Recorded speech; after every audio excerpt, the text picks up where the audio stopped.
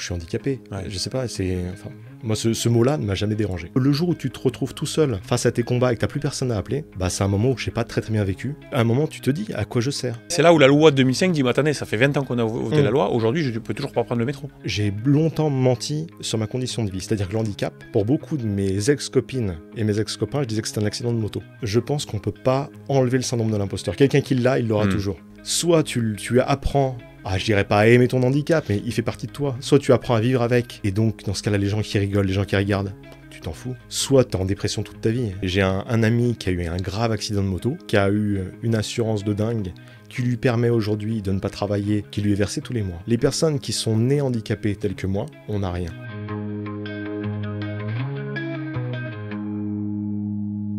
Salut à tous, bienvenue dans le podcast Inspire. Alors je suis Ghislain Morvan, je suis un défenseur infatigable de la cause du handicap. Et en fait j'ai entrepris deux choses. La première c'est que j'ai créé une entreprise adaptée, c'est une entreprise qui recrute des personnes qui sont en situation de handicap. Et pour ça, j'ai créé un concept de food corner pour mettre des petites solutions de restauration d'entreprise pour l'échange, pour la collaboration avec les différents travailleurs. Et la deuxième chose, c'est que j'ai entrepris aussi de communiquer, de défendre le handicap et de créer ce podcast dans lequel j'invite des salariés, des personnes qui sont elles-mêmes handicapées ou qui sont autour du handicap, des aidants, des personnes qui sont au service du handicap. On va recevoir aujourd'hui une personne qui m'a beaucoup inspiré et j'avais plusieurs sujets à voir avec lui. Alors déjà, ce qui me passionne chez lui, c'est que si j'avais une personne qui pour moi caractériserait l'altruisme, je penserais à lui en premier. C'est une personne, et c'est il y a beaucoup d'émotions quand même quand j'en parle, parce que c'est une personne qui a une vie qui est en train de se dégrader, sa santé en tout cas, mais qui a décidé de passer la sienne au service des autres pour améliorer leurs conditions, améliorer leur santé, leur bien-être, leur santé mentale, etc. Et pour ça, Alexis, j'ai le plaisir de te recevoir. Alexis Fauropon, bienvenue. Merci. Alors tout de suite, tant qu'on y pense, pour cette belle cause, merci de vous abonner pour suivre toutes ces vidéos sur lesquelles vous avez à la fois des parcours inspirants comme ça, mais aussi beaucoup de conseils. Vous le verrez sur la chaîne, à la fois les podcasts, mais aussi des questions-réponses. Vous êtes nombreux à m'envoyer des messages, alors plutôt en privé, mais mettez-le en commentaire, des questions sur savoir, parlez-nous de ça, répondez-nous à telle question, et à chaque fois je prends ces sujets et j'essaie d'en faire une vidéo explicative. On a parlé de comment recruter une personne handicapée, comment réduire sa contribution à GFIP, on a parlé aussi de comment mieux postuler quand on est une personne handicapée, comment essayer de trouver si on doit le marquer sur le CV ou pas. Voilà, il y a plusieurs sujets comme ça qu'on partage. Et ensuite vous avez aussi tous les réseaux sociaux, LinkedIn, Instagram, où je publie des conseils et puis des posts inspirationnel. Alexis, c'est à nous. Oui. Donc comme je le disais, toi, ce qui m'a frappé chez toi, c'est deux choses. Déjà, je voulais parler du coaching, parce que le coaching, c'est un sujet qui est vachement d'actualité. Les gens veulent se former. On entend beaucoup la phrase « il faut investir sur soi ». Alors c'est un argument assez vendeur, parce qu'on dit à des gens d'investir sur eux, donc de dépenser l'argent pour eux-mêmes, mais évidemment l'argent il est pour les coachs. Donc c'est un sujet qui peut faire débat parce qu'il y a des bons coachs, il y a des mauvais coachs. Et le deuxième sujet, c'est ce dont j'ai parlé, c'est que toi, c'est cette trajectoire de vie que tu as pris où tu es passé par un peu tous les états émotionnels et tu as décidé de, même si ta situation, on va en parler, se dégrade au niveau santé du fait que tu as une maladie, en tout cas tu as un syndrome depuis que tu es petit, de décider d'améliorer celle des autres. Donc déjà bravo. Merci. Pour ce que tu fais, c'est vachement inspirant. Et je trouvais que tu avais une légitimité à parler à la fois du coaching et de ce sujet-là. Donc, si tu peux, on peut revenir un peu justement à ta vie. Tu es né avec une problématique à la naissance, c'est ça? Alors en fait, moi je suis né avec une insuffisance. J'ai pas respiré pendant 1 minute 30, 2 minutes à ma naissance. Et ça a généré une petite cicatrice au niveau du cerveau. Et c'est pas forcément mes membres qui sont handicapés, c'est simplement mon cerveau qui ne sait pas contrôler correctement mes membres. Une lésion, quoi, en quelque sorte, c'est ça? Tout à fait. D'accord. Et étant petit, je marchais. Et plus le temps passe, en fait, plus mon accident, plus mon souci, je dirais, s'aggrave. C'est-à-dire qu'au début, je marchais. À l'âge de 21 ans, j'ai commencé à prendre des béquilles. Alors, tu as commencé à marcher à 5 ans seulement, c'est déjà. Ça. Voilà. En fait, mes parents pensaient que je ne marcherais pas. D'accord. Et puis un jour, j'ai fait beaucoup de kiné, une opération, et j'ai commencé à marcher. Pas normalement, mais j'ai marché. Donc j'ai marché comme ça jusqu'à mes 21 ans. Et à 21 ans, un jour, je tombe et impossible de remarcher. Donc j'ai pris des béquilles et je me suis mis à sautiller. Et donc au début, super, je sautille sans souci et je me dis, si c'est ça jusqu'au bout de ma vie, top. Sauf qu'à l'âge de 40 ans, alors je ne sais pas si j'avais pris du poids ou si c'était mes muscles qui commençaient à fatiguer, etc. Impossible de me déplacer en béquille. Donc depuis 40 ans, je me déplace en fauteuil roulant. Ok, on appelle ça le syndrome de Little. De Little, tout à fait. D'accord. C'est répandu ça en France ou dans le monde, il y en a beaucoup? Et ben, on va dire que jusqu'à mes 40 ans, j'avais jamais croisé quelqu'un. Et depuis quelques années, je croise des personnes effectivement qui sont atteintes de syndrome. Bon, j'imagine zéro traitement. Il n'y a pas de traitement, non. On Et je peut- prends du Lioresal, c'est-à-dire c'est un médicament pour calmer les nerfs, parce que Ouais. sinon j'ai mes jambes qui tremblent. D'accord, Mais à part le Lioresal, il n'y a pas de traitement, non. d'accord. Donc on appelle ça un syndrome, mais je ne savais pas, c'est même pas une maladie, c'est pas Non. une malformation, c'est Mm. voilà, c'est cet accident qui a eu à la naissance en Tout fait, à fait. qui a provoqué ça. Mm. D'accord. Ouais, donc c'est pour ça que je parlais de cette courbe où il y a eu du progrès de 0 à 5 ans, puisqu'à 5 ans, ça y est, tu as réussi à marcher. Mm. Puis finalement, jusqu'à 18 21. ans, 21 ans. Ouais. Et après, à nouveau, ça. Et là, du coup, ça se dégrade d'année en année. Ah, je le sens que ça se dégrade. Alors tu vois, par exemple, les béquilles, par exemple, je les utilise toujours. Pour les petits trajets, dans la maison, je prends des béquilles. Mais je me rends compte que c'est beaucoup moins facile aujourd'hui que ça n'était auparavant. Mm. Beaucoup de difficultés, même dans les bras. Le syndrome de Little, c'est quelque chose qui touche tout mon organisme. Tout mon côté droit, en fait, il est plus atteint que le côté gauche. Donc même la main, je suis droitier, mais je me rends compte que j'ai beaucoup de difficultés à écrire aujourd'hui. C'est ce que j'allais te poser comme question, c'est savoir si ça avait vraiment été localisé sur les membres inférieurs. Mm. Non, en fait, c'est le corps entier qui a. Bah, Par exemple, tu peux pas faire de pompe. Ah si, je peux faire. D'accord. Mais je me rends compte que là, je te parle, par exemple, et ben, j'ai le bras droit qui est... Le bras gauche est très souple, pourtant je suis D'accord. droitier. Mais la droite, je suis beaucoup plus tendu. Je sais pas comment l'exprimer, mais voilà. Ok. Donc ça touche tout le corps. Ouais. Et les béquilles, pour t'en servir comme il faut, tu as besoin de ton haut de corps, du coup, dorsaux, pecs et tout ça. Donc tu arrives, mais il y a une grosse fatigabilité, c'est ça? Bah, c'est que aujourd'hui j'ai 45 ans bientôt. D'ici quelques jours j'ai 45 ans et je me rends compte que mon corps il a vieilli. Je suis plus à même de faire de prendre des béquilles et de faire. À l'époque, quand j'avais 21 ans, je pouvais faire 1 km en béquille. Je me sentais hyper indépendant. Je faisais, Alexis, t'es capable de tout. Aujourd'hui, en béquille, c'est très limité. Alors Alexis, tu es capable de tout. C'est des choses que tu te disais, puis que tu t'es plus dit. À un moment, tu avais même un passage dans ta vie où tu te sentais presque imposteur, du coup, on va y venir, mais presque inutile ou pas à ta place, c'est ça? En tout cas au travail, comment ça s'est passé? À un moment, tu te dis à quoi je sers. On en parlera tout à l'heure du travail. Mais tu dis, je suis incapable de tout. Donc tu commences à avoir des idées noires. Et je te dirais que quelquefois, on va aller loin, mais tu commences à penser à la mort. Tu te dis, Alexis, à quoi tu sers? Est-ce qu'il serait pas facile de mettre fin à tes jours pour éviter de vivre ça? Parce que t'as pas d'intérêt dans la vie.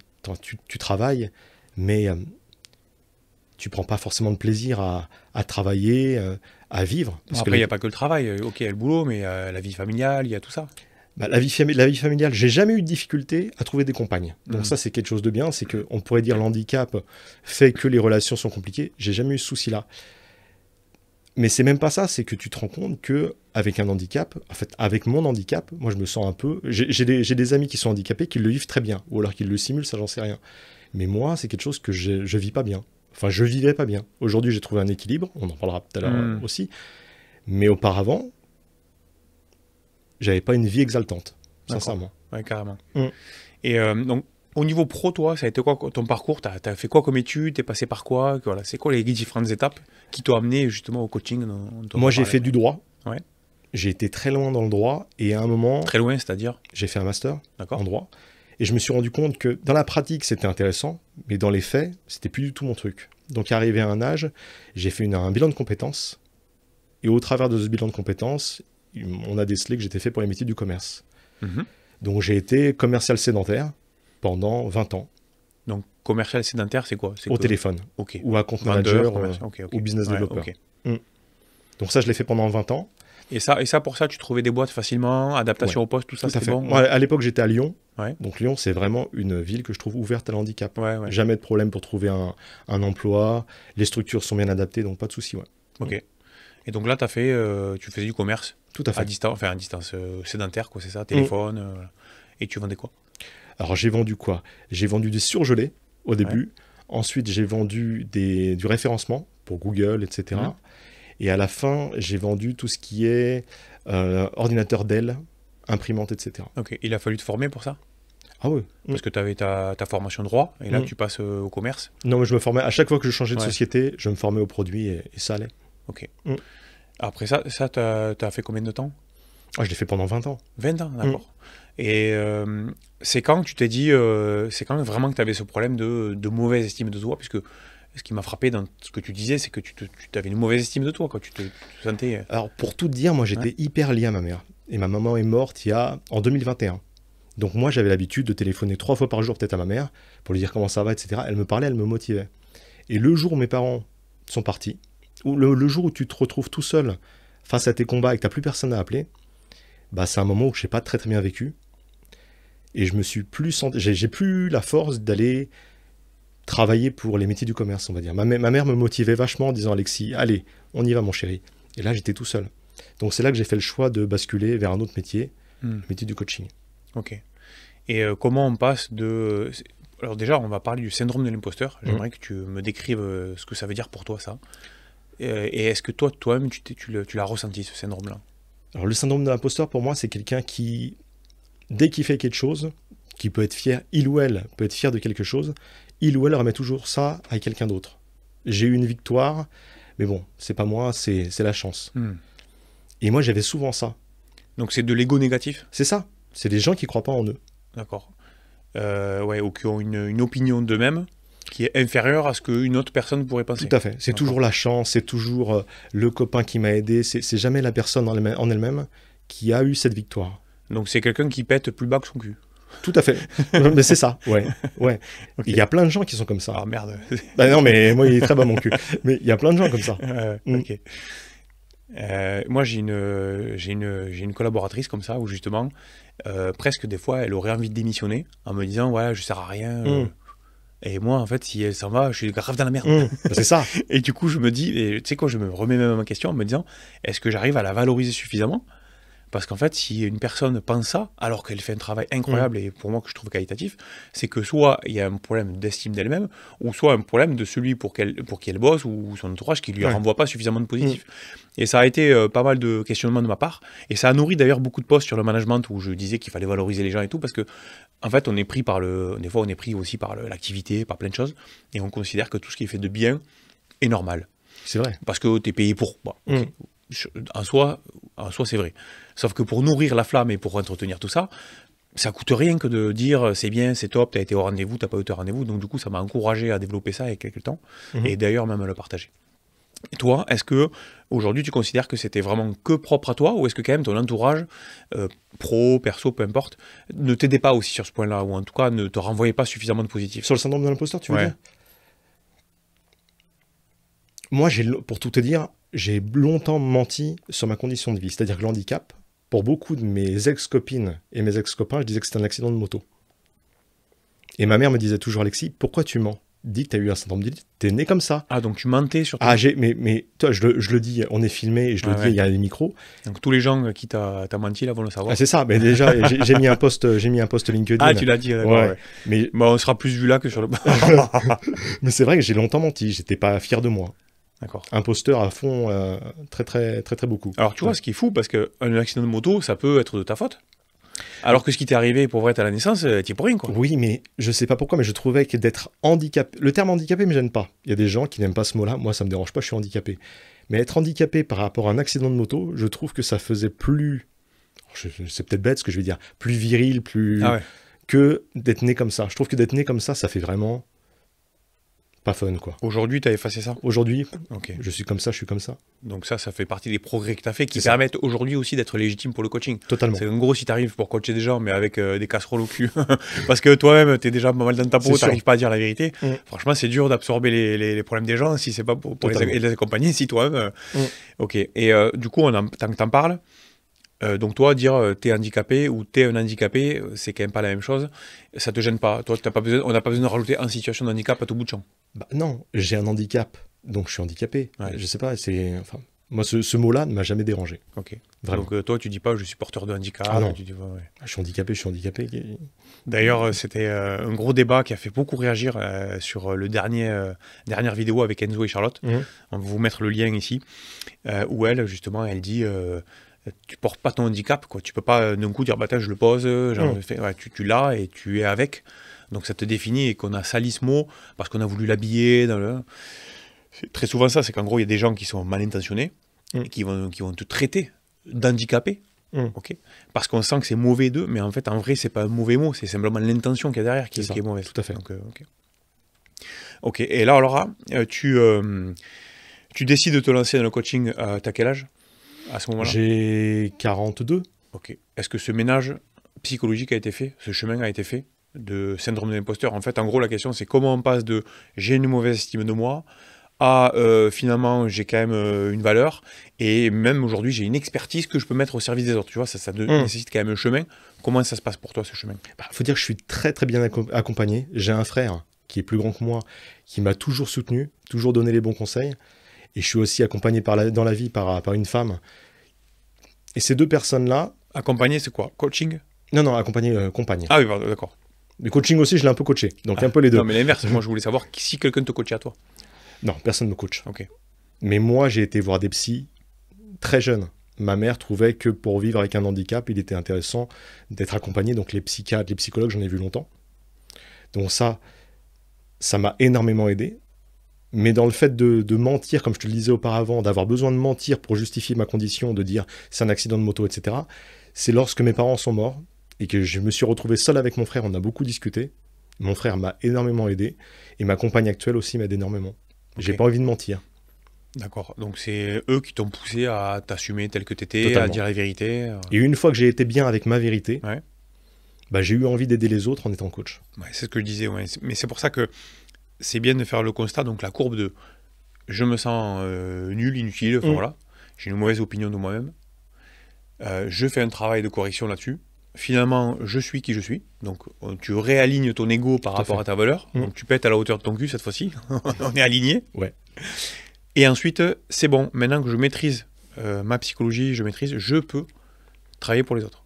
J'avais envie que l'ardoise soit nickel avant d'attaquer. Je voulais pas qu'il y ait un petit crayon, un petit coup de crayon encore visible. Donc j'ai vraiment lavé l'ardoise à fond, elle est nickel. Et maintenant je peux accompagner les gens en étant vrai. J'ai pas de casserole au cul comme tu dis. Ouais, c'est vrai. On parle beaucoup de cul aujourd'hui, on pète. C'est ça. C'est assez rare, mais alors on y vient au coaching. Tu sais que quand on parle de coaching, ça fait dresser l'épaule de pas mal de personnes.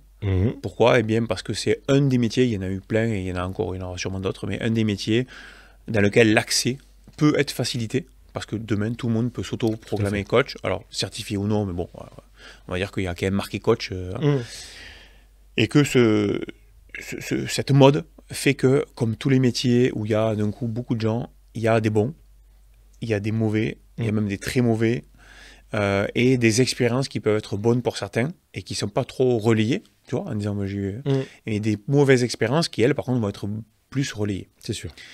D'ailleurs, si vous pouvez mettre en commentaire si certains d'entre vous ont été coachés et ont eu une bonne expérience ou une mauvaise expérience, ça m'intéresse, tu vois, d'avoir une espèce de panorama de vos expériences de coaching. Est-ce que ça a été profitable pour vous ou plutôt négatif? Ce qui fait que première chose, on a un métier qui se dégrade au niveau de l'appellation et de sa valeur. Et deuxième chose, quand tu en as plein, au bout d'un moment, ça te saoule. Quand tu as une table, un dîner, et que tu as 3 coachs, et que toi, tu vois, non mais... Ouais, c'est vrai. Et tu as 3 coachs, 2 assureurs et 2 comptables. Je peux pas faire des amis. Non, mais c'est pas ça, c'est que du coup, tu te dis, j'ai que des gens qui sont là pour me vendre un service, quoi. Et alors que... Et ça crée un problème. Toi, comment tu as pu aujourd'hui, on en avait parlé, comment tu peux aujourd'hui dire je suis coach et je suis légitime? Est-ce que c'est par la formation que tu as faite? Est-ce que c'est par l'investissement que tu as fait? Voilà. Qu'est-ce qui te permet aujourd'hui d'assumer ton statut de coach et surtout de dire que tu fais partie de la catégorie des gens qui vraiment font avancer les gens? Alors moi, au travers de ma condition de vie, il a fallu que je me coache quand j'étais petit. Je me rappelle, à l'âge de 10 ans, il y avait des enfants dans la rue qui me regardaient, qui se moquaient de moi, etc. J'aurais pu dire, Alexis, tu as vécu tellement de moments difficiles que tu es apte aujourd'hui à accompagner les gens qui vivent des moments difficiles, parce que tes moments difficiles, ils ont été affreux. Mais je ne l'ai pas fait. J'ai décidé de suivre une formation qui a coûté beaucoup d'argent, durant quelques mois, de longs mois. On peut mettre des chiffres? Oh, une formation qui a coûté 10 000 €. 10 000 €, mais c'est pas la seule que tu as suivie. Non, j'ai suivi d'autres formations sur la systémie, sur l'analyse transactionnelle. Donc en tout, ça fait peut-être 18 000 €. D'accord. Donc tu as dépensé 18 000 €. Ouais. Face à quoi, tu as eu quoi? Un diplôme? J'ai eu un diplôme, j'ai eu une certification. Ouais. Et aujourd'hui, j'estime être... Il y a des gens qui se disent je suis coach. Tu vois des vidéos sur YouTube, tout le monde est coach, je peux vous coacher. C'est facile à dire. Moi, j'ai appris une façon de coacher. Moi, mon coaching, c'est de l'écoute active, c'est de l'empathie, c'est de l'analyse transactionnelle. C'est quand même assez pointu. C'est pas un coaching de bac à sable où je vais te dire, je vais t'accompagner, etc. Comme tous les métiers, donc, tu as du savoir-être, donc c'est une capacité à écouter les gens. Tu l'apprends pas, ça. Enfin, si, tu peux avoir des codes, mais tu l'as quand même, cette capacité ou pas, de l'empathie, et du savoir-faire. C'est ça. Et ta formation a été 80% savoir-faire. On est beaucoup dans l'écoute, vraiment beaucoup dans l'écoute, mais du coup, il y a des techniques pour ça. On te dit, voilà, comment tu dois faire et tout ça. Moi, mon idée du coaching, c'est que le coach, il donne pas de conseils. Le coach, il n'est pas spécialisé dans l'histoire de la personne qui est coachée. Moi, mon rôle, c'est d'écouter, c'est de mettre dans la voix, et c'est de faire comprendre à la personne qu'elle a ses propres réponses. Mais il y en a plein qui vont te répondre, oui, pour ça, il y a les psys. Et c'est proche quelquefois. Mais moi, effectivement, il y a quelquefois des gens qui ont des problèmes dans la vie qui relèvent de la psychiatrie ou du psychologue. Et dans ce cas-là, je leur dis, écoutez, non, c'est pas moi qu'il faut aller voir, c'est un psychologue. D'accord. Non, faut bien faire les choses parce qu'un coach, c'est pas non plus un magicien. Il n'est pas apte à tout gérer. Mais c'est où qu'on peut dire, ça démarre là, ça finit là, et le psy, ça démarre là, ça finit là. Moi, je le ressens, je pourrais pas te le dire là tout de suite, j'ai pas de baguette magique, mais je le ressens quand la personne me parle. Quand elle est très peinée par la situation, quand il y avait vraiment une détresse, un coach, c'est bien, mais c'est pas non plus un magicien. Alors, la définition de coach, ça veut dire entraîneur à la base. Donc, ça veut dire que tu dois l'entraîner. Effectivement, le psychologue, lui, c'est plutôt il travaille sur la psychologie. Donc, toi, tu dis le coach, il ne doit pas donner des conseils. Mais à un moment donné, pour entraîner les gens, un coach dans le foot, il va donner des conseils, il va expliquer la méthodologie. Donc, toi, à quel moment, quand même, la partie coaching, la partie accompagnement, entraînement, elle intervient si tu dis qu'il n'y a pas de conseils à donner. Il faut quand même, à un moment donné, entraîner la personne, quoi, tu vois. Ouais, moi j'avoue que j'aime beaucoup entendre parler les gens et les amener à réfléchir. Il y a dernièrement une dame qui allait acheter une école d'ostéopathie animale. Elle allait acheter une école et elle avait beaucoup d'argent à mettre dedans. Et donc elle avait des doutes par rapport à ça. Elle dit, je doute beaucoup, est-ce que je dois mettre l'argent, etc. Je lui ai pas dit, mettez l'argent ou mettez pas l'argent, ça me regarde pas. Mais au travers des discussions, au travers des questions que je lui ai posées, elle a trouvé sa réponse. Elle m'a dit merci énormément. Et dans l'absolu, moi, je lui ai pas dit mettez l'argent ou mettez pas l'argent. C'est pas mon argent. Donc, je prends pas cette responsabilité-là. Mais je lui ai ouvert l'esprit sur ce qui était important pour elle. Ouais. On s'est vu quelques fois. On s'est vu durant 3 mois. Et ça m'a fait plaisir parce que j'ai rencontré une personne qui n'était pas bien lors du premier rendez-vous. Et au bout de 3 mois, j'ai vraiment salué une personne qui était bien. Ouais. Et c'est mon métier. Alors, c'est du coaching management, ça, parce que c'est ce qu'on fait aussi dans le management. Oui.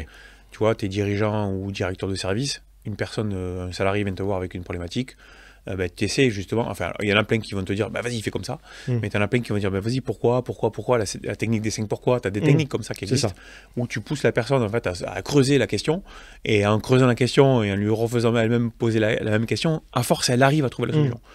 Comment ça s'appelle ça ?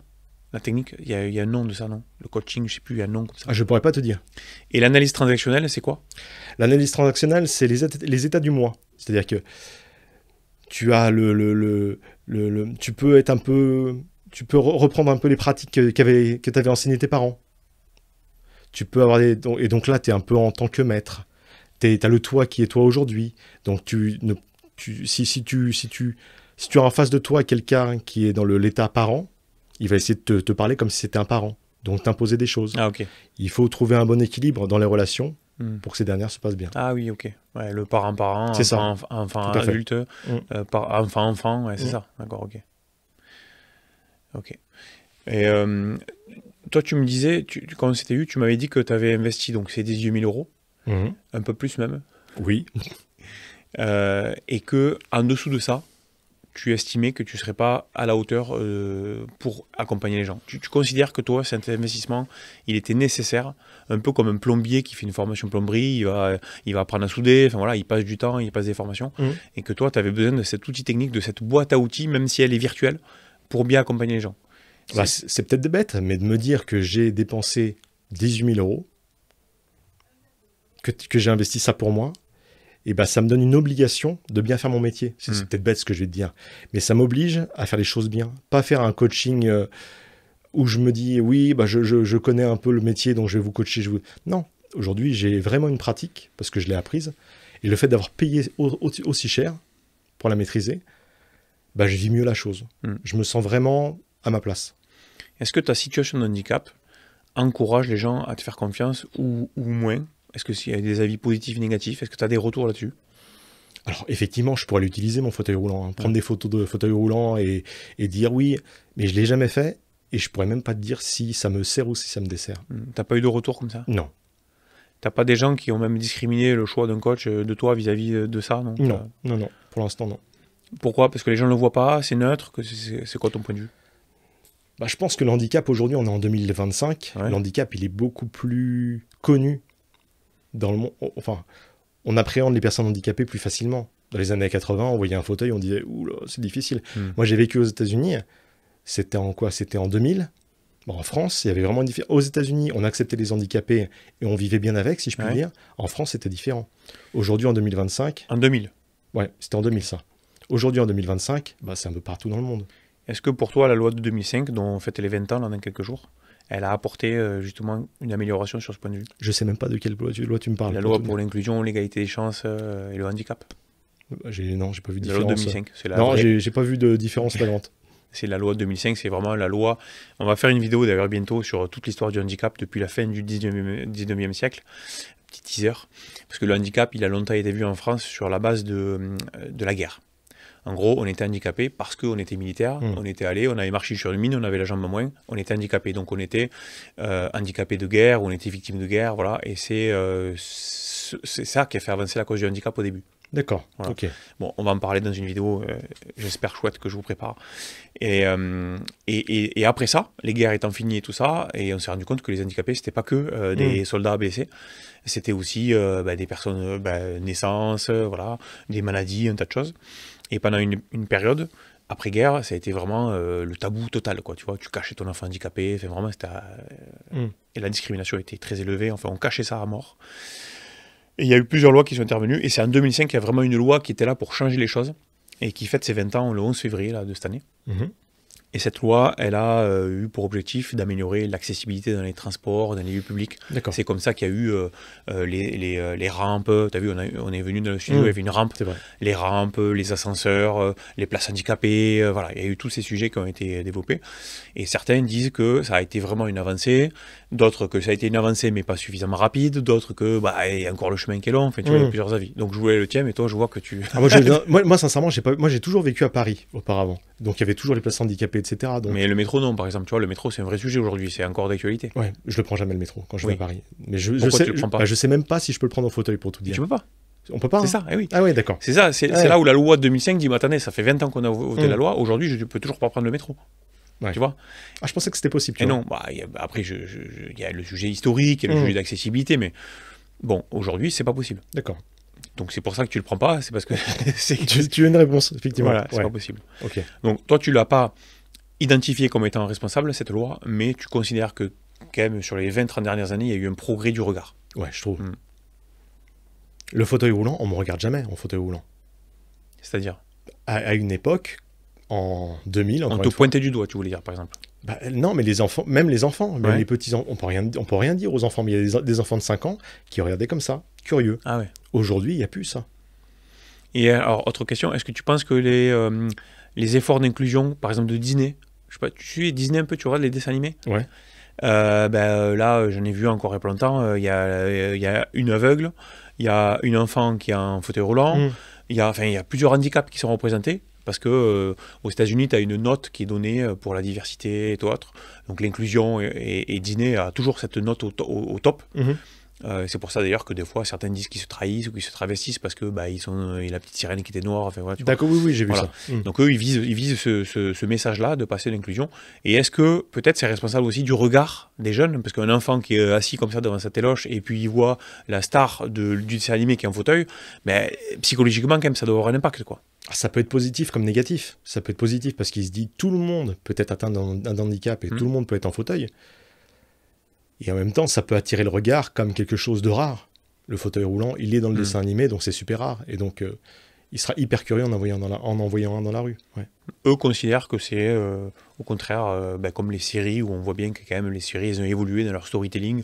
Il y a la diversité de plus en plus. Bon, le handicap était peu représenté justement dans les séries, tu vois. Mais tout le monde dit que au travers de l'audiovisuel, de le mettre en valeur, ou en tout cas de le mettre en avant, eh ben, ça aide la cause et ça change le regard et tout ça. Je peux comprendre, ouais. On est un peu parti dans tous les sens, mais on revenait au sujet du coup de ton autonomie vis-à-vis de ton travail. Donc tu as travaillé sur cette partie coaching, tu t'es formé. Est-ce qu'aujourd'hui tu as un retour sur investissement? Et quand je dis retour sur investissement, c'est, je reprends l'exemple du plombier. J'ai investi, j'ai acheté mon camion, j'ai acheté mon matériel, j'ai fait ma formation, je fais des dépannages chez les gens, et l'argent que je gagne me permet de gagner ma vie et me permet de rentabiliser tout ce que j'ai investi. Toi, aujourd'hui, en toute honnêteté, si tu l'acceptes, Oui. est-ce que tu gagnes ta vie avec ce métier? Oui. Oui. Oui. Est-ce que tu es du coup, est-ce que tu as besoin de ton allocation adulte handicapé? Pas tout le temps. Quelquefois, oui. Au niveau financier? Ouais, tout à fait. Ok. Donc c'est quoi? C'est des fois tu l'as, des fois tu l'as pas? Bah, quelquefois, je touche pas assez dans le mois pour pouvoir me débrouiller. Et donc, dans ce cas-là, effectivement, je le mentionne à la CAF, Ouais. qui me verse un peu. Qui te complète un peu? Ouais, tout à fait. D'accord. Et 3, est-ce que tu utilises ton statut de personne handicapée pour pouvoir, par exemple, avoir le statut TIH, donc travailleur indépendant handicapé, et faire valoir des réductions sur la DOETH, tout ça, auprès des entreprises ou des entreprises? Pas du tout. Pas du tout. Pas du tout. Parce que tu veux pas, parce que tu sais pas? Parce que un peu des deux. Mais non, j'ai jamais fait C'est ça. moi qui te l'ai appris, non? Ouais, tout à fait. Tu te rappelles? Ouais, tout à fait. Non, j'ai jamais fait. Ok. Donc là, juste pour ceux qui nous écoutent, TIH, ça veut dire travailleur indépendant handicapé. Donc c'est la possibilité pour des personnes qui sont en situation de handicap reconnue et qui sont indépendants de pouvoir dire, si tu fais un coaching dans une entreprise ou même une intervention inspirante dans une entreprise, de dire je facture l'entreprise et l'entreprise peut l'intégrer dans son plan, dans sa déclaration obligatoire d'emploi de travailleur handicapé, la DOETH, et de prendre une partie de ton intervention pour la déduire de cette déclaration. Donc, si tu factures 1 000 € par exemple, ça peut lui revenir que à 700 € ou 900 €, enfin ça dépend un peu d'où elle en est, mais ça lui permet une réduction. D'accord. Donc ça l'encourage à ça, et ça l'encourage aussi à atteindre son quota qu'elle atteint peut-être pas. Voilà. Ok. Mais je t'invite à te renseigner. Merci. Non, mais ça peut servir sur une entreprise, tu vois, où tu fais ton devis, de dire, voilà, moi je vous fais ce devis, mais il y a... Sachez que, oui. Voilà, sachez que, et quand je dis une entreprise, ça peut être pour un salarié de l'entreprise, et c'est l'entreprise qui prend en charge. Voilà. Ok. Voilà. TIH. Intéressant, TIH. Ouais. C'est noté. Ok, donc pour l'instant, ça fait combien de temps que tu es coach? Ça fait... Alors, j'ai commencé en faisant des formations. En tout, allez, on va dire, ça fait 2 ans. Ok. Donc là, tu arrives à une quasi-autonomie financière? Oui. À hauteur de 70%, après 80. Bon, c'est bien. Ouais. T'es fier? Ah, moi, j'aime bien. Ouais. Et là, ton challenge, c'est quoi? C'est d'augmenter un peu tout ça, de développer? Mon challenge, c'est d'être plus serein. D'être moins dans le... Purée, Alexis, si t'as pas ce rendez-vous, si t'as pas cette séance de coaching, si tu fournis pas ça, t'es un peu mal. J'aimerais être vraiment serein par rapport à ça et que ça tourne à fond. Ce qui te permet d'être authentique et de ne pas être dépendant absolument. D'accord. Ben, je te souhaite en tout cas d'y arriver. C'est gentil. Tu te fixes quoi comme stratégie? Alors moi je t'ai suivi un peu sur LinkedIn. D'ailleurs bravo parce que tu as une bannière qui est nickel. On comprend tout de suite ce que tu fais. D'ailleurs c'est pas vrai. Je comprends pas tout de suite ce que tu fais, mais au moins ça interpelle. Merci. Parce qu'il y a marqué... Vivez avec le syndrome de l'imposteur. Ouais, c'est ça. Ouais. C'est pas je vous aide à vivre avec. Si. Ouais. Aussi, ouais. Je vous aide à vivre avec le syndrome de l'imposteur. WTF. Qu'est-ce qu'il veut dire par là? Et donc du coup, ça invite à creuser. Parce que sincèrement, je pense qu'on peut pas enlever le syndrome de l'imposteur. Quelqu'un qui l'a, il l'aura toujours. C'est pour ça que tu dis je vous aide à vivre. C'est ça. Avec. Parce que je me suis rendu compte au travers de tous les coachings que j'ai faits que enlever ce syndrome, c'est impossible. Enfin, d'après ce que j'ai vu. Hein. Mais apprendre à vivre avec et à vivre avec, c'est possible. Et j'ai des coachés, qui vivent très bien avec depuis qu'ils sont passés par mes services.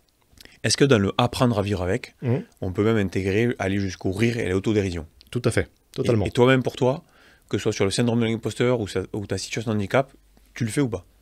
Rigoler. Tout à l'heure, on a rigolé sur PT. Mais faut rigoler. Ok. Du moment que c'est bienveillant. Tout à fait. C'est la seule règle. La moquerie pure et dure, je trouve ça petit. Mais ça me touche pas. D'accord. Mais savoir en rire, savoir trouver des choses un petit peu rigolotes à dire là-dessus, c'est important. Il faut savoir rire. T'as un qui fait que ça. J'adore le suivre. Je sais pas s'il est viral. C'est Roro le costaud. Tu le suis ou pas? Pas du tout. Non, mais lui, il est en fauteuil roulant. il a eu un accident. Et il fait que des sketchs sur sa condition. Donc il met une vidéo par exemple d'une meuf qui dit un truc et lui il transpose ça à sa situation à lui et il en fait une rigole. La dernière fois c'est sa compagne et donc la vidéo c'était sa compagne qui appelle la fille et qui dit chérie j'ai oublié de rentrer les légumes au frigo, tu peux le faire? Et tu vois la suite. Du coup la petite elle dit ah d'accord je m'en occupe et elle le prend à lui en photo et elle le jette dans le frigo. Tu vois, Sympa. non mais lui il pousse le truc au maximum. Il en a fait sûrement un business, il en a fait mais en tout cas, voilà, il rigole, il partage de la joie. Il accepte, ouais, c'est génial. Franchement, je trouve ça excellent. Quoi. Et voilà. Donc toi, tout ça, c'est pareil, c'est des choses que tu acceptes aujourd'hui, que tu fais volontiers. Tu sais, j'ai 45 ans encore une fois bientôt. Ouais. C'est 45 ans d'handicap. C'est pas un accident qui est arrivé il y a 20 ans, c'est 45 ans de différence. Soit tu apprends, je dirais pas à aimer ton handicap, mais il fait partie de toi. Soit tu apprends à vivre avec. Et donc, dans ce cas-là, les gens qui rigolent, les gens qui regardent, tu t'en fous. Soit tu es en dépression toute ta vie. C'est pas ça. Il y en a qui le sont, hein, malheureusement. Ah ouais, mais il faut voir un petit peu le soleil quand même. Il n'y a pas que la nuit dans la vie. Hein. Quand même, malgré ça, c'est quoi, toi, qui t'énerve le plus au sujet du handicap? C'est vraiment le truc, vraiment, tu sens que la ligne a été franchie et là, ça te gonfle. Moi, c'est bête ce que je vais te dire, mais c'est quand je vais sur un parking de supermarché et que je vois des gens qui marchent super bien, qui sont sur une place handicapée. D'accord. Je sais pas, moi, alors peut-être parce que je suis handicapé, mais je serais valide. Je me dirais, attendez, ces places-là sont réservées à des personnes qui en ont besoin. Non, les gens, ils se gardent dessus, ils s'en fichent. Alors attention, parce que toi, tu es handicapé, mais en personne à mobilité réduite. Oui. Donc c'est-à-dire que toi, parce que je t'ai vu descendre tout à l'heure, franchement, c'est une opération. Non mais, tu vois, il faut être clair. Donc, le fait d'être en fauteuil et d'avoir le peu d'autonomie que tu peux avoir pour glisser dedans, il faut le mettre comme il faut. Enfin, c'est une vraie opération. En plus, j'étais là, j'ai pu t'aider, mais j'imagine tout seul, ça roule et tout. C'est sportif. Donc, toi, tu es vraiment une obligation d'avoir la place à côté, il te faut ouvrir la porte à fond, il te faut... Bon. Il y a des personnes qui peuvent nous entendre et qui se disent « Ouais, mais attends, moi j'ai un handicap invisible, et 80% des handicaps sont invisibles, elle peut souffrir de l'intérieur, tu as l'impression qu'elle marche bien comme il faut, et pour autant, elle a la carte handicapée. Elle peut s'y garer d'après la loi. Mais toi, si elle n'est pas en fauteuil roulant, tu dis... Une fois pour tout dire, il y avait une personne qui sort de la voiture, qui marche, comme toi, comme tout le monde. Et je lui fais la remarque. Et en fait, elle avait un souci au cœur, cette personne-là. Et donc, je me suis handicap invisible, c'est ça. D'accord. Voilà. Et donc, la place est totalement justifiée. Oui. Et je me suis senti bête. Je dis, purée, Alexis, t'as fait une remarque. Alors que là, voilà. Donc, non. C'est une place handicapée. Il y a plein de sortes de handicaps, comme tu dis. Mais il y a quand même pas mal de gens qui vont se garer sur ces places-là, qui n'ont pas de soucis. Non, mais c'était juste pour éclaircir le propos. Raison. Donc toi, ce qui t'agace, c'est la personne qui n'est pas du tout handicapée, ok, et qui se gare, donc du coup, qui respecte même pas la loi. Totalement. Ok. Ouais. Parce que il y a pas mal de vidéos qui circulent justement sur la légitimité du handicap invisible, qu'il est souvent mal vu parce qu'en fait la personne a l'impression qu'elle marche normalement et qu'elle n'est pas handicapée, mais effectivement si elle devait se garer à l'autre bout, peut-être qu'elle ne pourrait pas parce qu'elle a un problème d'articulation grave ou un problème de cœur. Donc c'est le non-respect de la loi, le non-respect de la place handicapée quand on n'a pas sa carte. Et ça t'arrive souvent d'avoir un défaut de place? Régulièrement. Parce que le raisonnement des valides, c'est qu'il y en a toujours plein de places devant, mais que personne n'utilisait. C'est certains qui me font des remarques comme ça. Moi, je trouve qu'il n'y a pas beaucoup... il y a des supermarchés, Carrefour, où il y a beaucoup de places. Donc là, si tu n'en trouves pas une, c'est que tu as un souci visuel. Bravo, Carrefour. Mais il y a certains endroits où, effectivement, il n'y a pas de place, je trouve. Donc des fois, ça peut t'arriver d'en manquer. Quelquefois, je rate un rendez-vous parce qu'il n'y a pas de place. Donc, respectez les places handicapées, s'il vous plaît. Ok. Et imaginons, demain, tu es au gouvernement...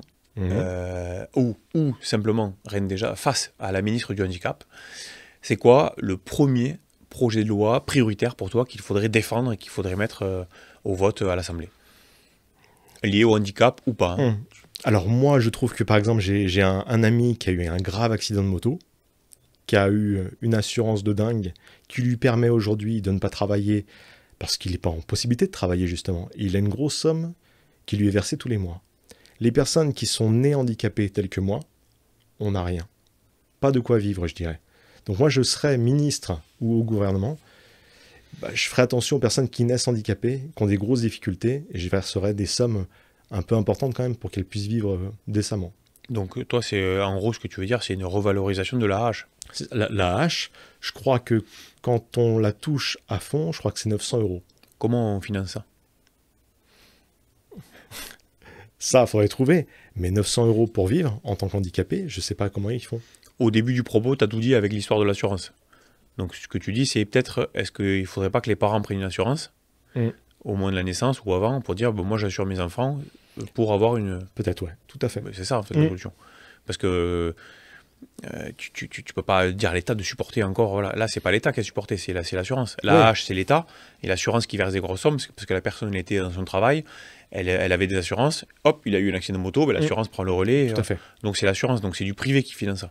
Ouais. L'assurance dit quoi? J'ai tant de motards, le risque pour qu'il y ait un accident c'est tant, je prends ma marge là-dessus et je finance. Voilà. Ben, donc on pourrait faire la même chose avec. Ouais, t'as raison. Est-ce qu'il y a, alors les assureurs, tout à l'heure, j'ai pas dit du bien. Mais s'il veut se rattraper, un assureur, il pourrait nous dire s'il n'y a pas des assurances qui existent pour assurer la situation de handicap de l'enfant.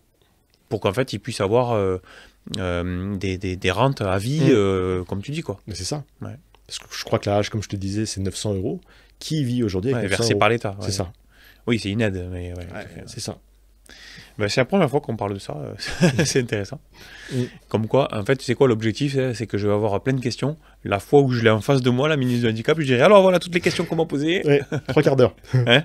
T'en as pour 3 quarts d'heure à poser toutes les questions. Et d'ailleurs, j'aimerais bien savoir, mettez dans les commentaires, vous, c'est quoi le projet de loi, le premier que vous défendriez si vous étiez face au ministre ou même ministre, rêvons, baguette magique. Vous êtes ministre, vous présentez quoi comme loi? Donc Alexis, lui, il veut que ce soit... on reste tout le monde pour... non, mais c'est important. Ouais. Non, mais c'est vrai. Dites-nous ce que vous en pensez. Et bien sûr, pensez à vous abonner, à liker pour que ça pousse la vidéo. Merci beaucoup, Alexis, de ta participation. Avec plaisir. Tu as un petit mot à nous rajouter pour la fin ou pas? Bah, merci pour l'accueil. Avec plaisir. Et merci pour cette vidéo. T'as pas trop stressé pour venir? Un petit peu. La bouche un peu pâteuse, mais... C'est quoi, mon petit doigt m'a dit que tu avais appelé quelqu'un pour lui dire « Putain, je passe au podcast de Ghislain. Ah ouais? Ah ouais. Vrai ou faux? Peut-être, je sais plus. En tout cas, tu as été super. Bravo Merci. pour ton témoignage. Il est sincèrement appréciable. C'est pour ça que j'ai pensé à toi. Et je te souhaite bonne continuation, de trouver ton équilibre dans ton travail, financièrement, et puis que ta situation, évidemment, évolue au mieux, ou en tout cas le moins mal possible. Si c'est, voilà. Et voilà, merci à tous d'avoir suivi ce podcast. On se retrouve bientôt pour un nouveau podcast hyper inspirant avec aussi la vidéo dont je vous ai parlé sur l'histoire du handicap et plein de choses ensuite. Donc pour ça, abonnez-vous et activez la cloche pour rien louper. À bientôt, au revoir. Ciao Alexis. Salut.